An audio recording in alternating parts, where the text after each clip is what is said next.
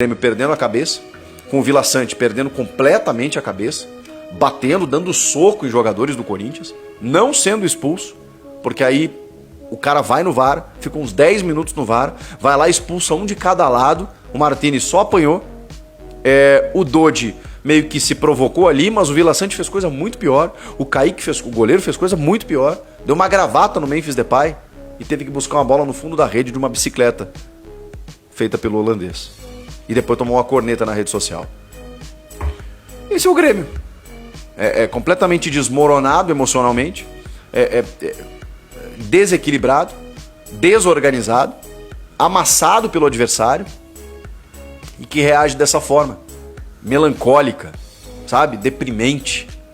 Cara, que vergonha, por tudo, pela postura, pela despedida do Jeromel, que não merecia isso, pela maneira como o time se portou em campo, pela escalação do Renato.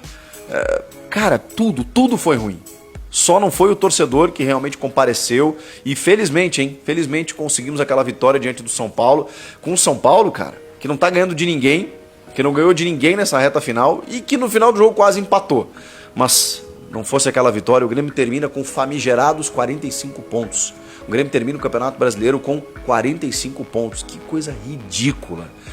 Teve a enchente, a logística atrapalhou, e a gente já cansou de falar isso, tá chato, tá repetitivo. Sim, o Grêmio teve uma interferência dito, não tem como, você passa meses sem jogar no teu estádio, é óbvio que afeta, mas quando o Grêmio voltou pro seu estádio, quando o Grêmio teve para si a chance de, com bons investimentos na janela do meio do ano, com um elenco que não era para estar ali embaixo, com um elenco que era para...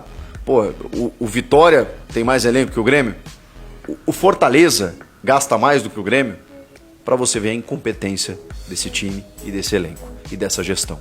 Então assim, o Grêmio tem muito a explicar e tem muitas reflexões a fazer, especialmente se o Renato vai continuar ou não. Se o Renato vai seguir, que decida logo, porque eu fiquei bem na dúvida. Tem gente que já tem certeza de que ele vai embora, ele vai ter uma reunião com o presidente Alberto Guerra nessa segunda-feira. Eu não tenho a menor convicção do que vai acontecer. Em algum momento o Guerra fala que os ciclos precisam ser encerrados e respeitados, em outro momento ele diz que ouve o torcedor, mas ao mesmo tempo vai pensar no que é o bem para o clube, enfim, no que é o bem para o futuro do clube. Então eu não sei. Eu tenho uma sensação de que o Alberto Guerra, eu posso estar errado, não vai querer que Renato se despeça do Grêmio dessa maneira.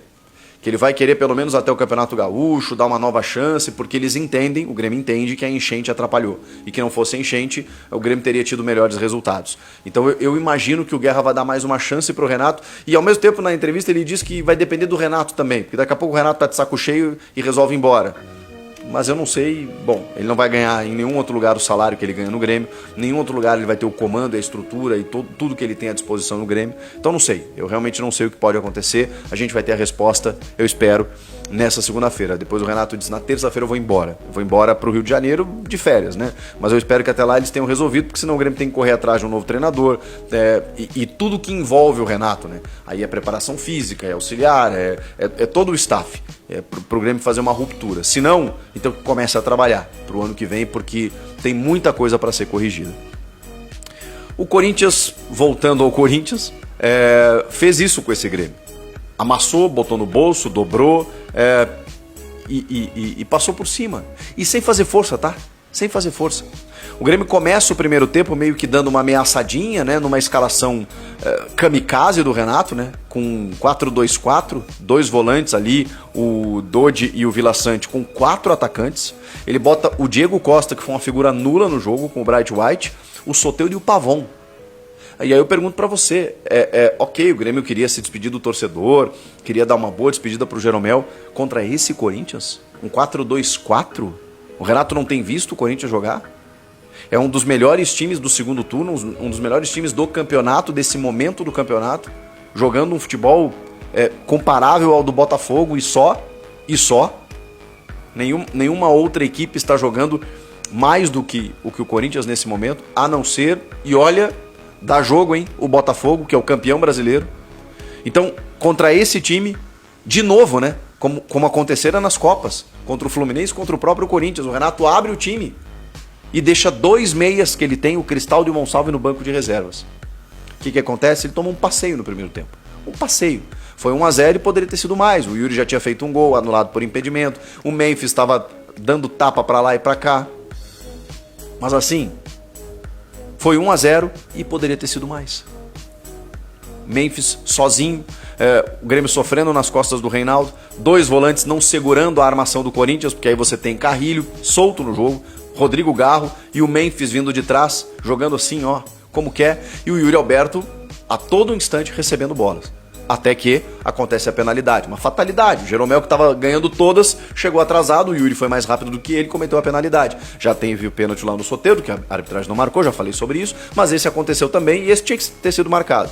O Yuri vai lá, todo mundo queria, essa era a meta, né, transformar o Yuri como artilheiro. Ele vai lá e faz o 15º gol dele no campeonato. O Alejandro também tem 15 do Vitória, artilheiro do Campeonato Brasileiro. Yuri Alberto, goleador do Campeonato Brasileiro. Desde 2017 o Corinthians não tinha um artilheiro como seu goleador. E 31 gols no ano. Aí ninguém empatou com ele. Ele se isolou na artilharia máxima do Brasil. 31 gols o Yuri Alberto. Deslocou o Kaique, né, quase no meio do gol. O Kaique pulou para o outro lado, 1-0. E repito, poderia ter sido mais. Segundo tempo, aí o Renato desfaz o sistema, né? Tira o Diego Costa, que repito, foi uma figura nula no jogo, coloca o Cristaldo. É o Cristaldo, né? Tô com as trocas aqui. O Cristaldo entra no lugar do Diego Costa, exatamente. Aí ele desfaz o 4-2-4. Mas pouco adianta, o Grêmio tem 5 minutos de pressão. 5 minutos de pressão no segundo tempo. A partir dali, o Corinthians retoma as rédeas da partida e começa, especialmente atacando o espaço, porque o Grêmio tentou se soltar numa desorganização completa, um catado em campo. E aí o Corinthians, cara, era questão de tempo, a ponto de o Grêmio tomar um gol do Charles, que era um jogador que estava assim até meio que quase fora dos planos nessa reta final de ano, pouco utilizado, que inclusive tem uma vinculação com o rival, né, com o Inter, não tinha marcado ainda com a camisa do Corinthians, entra dentro da área, né, aparando um cruzamento do Romero, que entra muito bem no jogo, inclusive, e faz o segundo gol. O Charles, sim. O Charles entra no lugar do Breno Bidon, o Martínez entra no lugar do Ranieri, acaba expulso, né, naquela confusão que eu já citei. O Alex Santana, que participa do terceiro gol, entra no lugar do Carrilho. O Romero no lugar do Garro, e o Thales Magno no lugar do Yuri Alberto, para ser ovacionado pela torcida numerosa, inclusive, presente.